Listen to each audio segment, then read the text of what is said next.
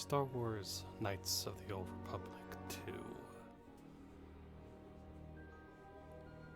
I don't know if this might be unpopular, but Kotor 2 is arguably my favorite Star Wars thing.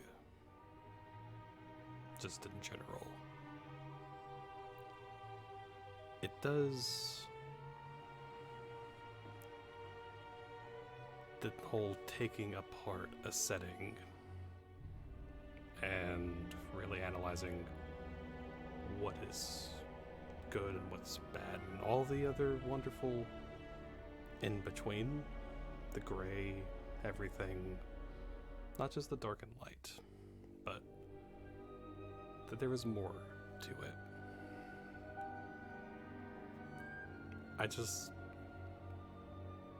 Everything that I feel that is the Force. A lot of my now thoughts on that come from this game. And I'm not going to talk about the gameplay, because gameplay is a little better than one, but still than that. But just listening to characters like Kreia talk about the Force, and that the Force is this entity that does not care about us. I find that very, very, very, very much fascinating. And, you know, people that know KOTOR 2, they know all about, these things. And again, I play KOTOR 2 not to make, oh, I'm playing this game. I do play KOTOR 2 to, oh, I'd never really thought of it like that. Or, because every single time I play the game, I realize something new and different each time. Whether it be about Kreia, or the Force in general, or any of the other characters, because the way that they do the characters in KOTOR 2 is a lot more interesting, because you have influence. Certain actions you'll take will influence certain characters more, or they will grow to hate you. And if you are somehow a lucky person, you will be able to get certain characters to become Jedi or Sith, whatever. Basically, they will be able to use Force powers at some point. But, that's also going into the game with knowledge of, here's how I influence them, and here's how I unlock them to become Force sensitive, and how they can use Force powers now, and blah blah blah. And here's how I can influence this good person to go to the dark side. Or whatever, however you choose. I find that just really interesting. And the other thing about this is that you have the Sith Triumvirate. Obviously, the one being Kreia or Darth Treya. You have Darth Nihilus and Scion. All three different aspects of the dark side. Three very interesting parts of the dark side. Nihilus, you can barely even call a human at this point. He just constantly wants to feed and feed. And I find Nihilus to be way more interesting of an entity in Star Wars than so many other things. Yes, I know there's other characters that have his kind of, I'm this powerful thing, and, but Nihilus was the first one that I can think that was like that. And Nihilus is just a terrifying thing, and the only reason why you're able to defeat him is because you are the Jedi Exile. had you not been in right place at the right time, you know, thanks to the Force, you know, the Force guides you and all that.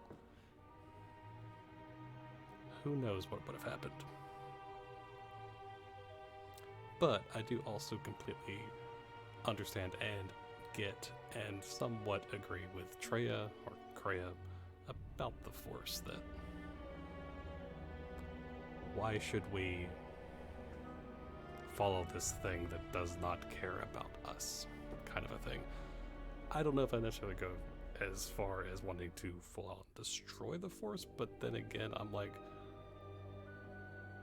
how would the galaxy be if the Force was just stripped away? Because the line that I just absolutely love and adore from Kreia herself is, strip away the Force from a Jedi, what do you have? Basically. What, you know, can they survive without it? Because they rely so much on it. Can they live without it? And I just find that fascinating.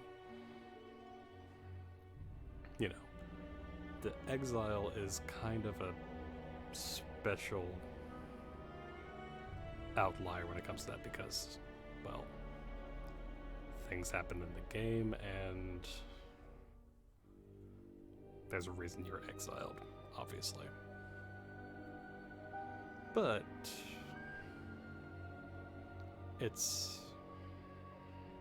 I can talk forever about KOTOR 2 because, and all the characters.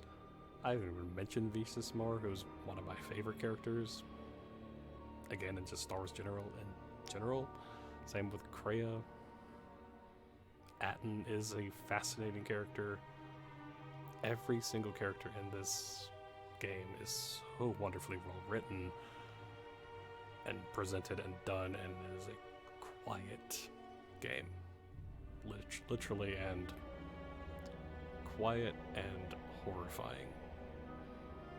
Because you kind of always have this sense of Nihilus is out there. There's this entity that is eating away, you know, the Force, the life force of people, planets, all that.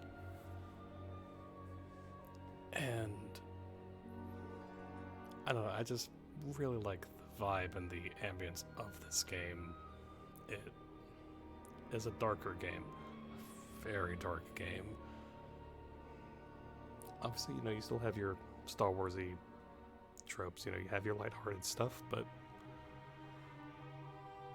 like I said, it does the deconstructing of a work wonderfully. And that's my favorite thing about this game. That and its writing and characters.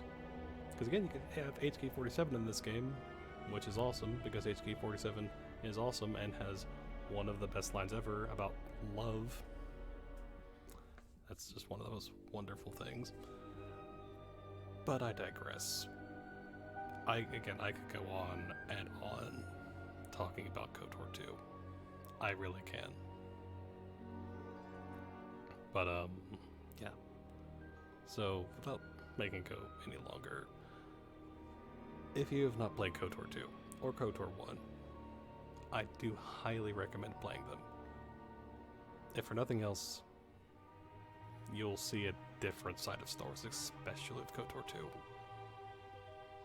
A different side of Star Wars that needs to be shown off more, in my opinion. But yeah, so thank you everyone for watching, and as always, thank you for being awesome. And until next time.